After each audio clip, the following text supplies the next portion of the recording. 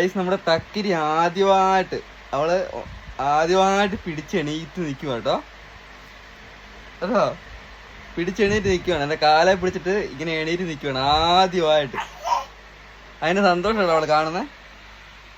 തക്കിരി എന്റെ പൊന്നെ എണീറ്റോടി, എന്റെ പൊന്നെ എണീറ്റ് നിന്നോ?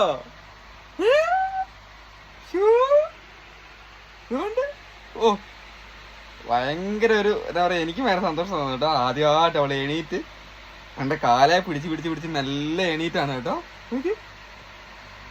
തക്കിരി വലിയ ആളായി പോയി കേട്ടോ. എണീറ്റ് നിന്നോ പൊന്നെ?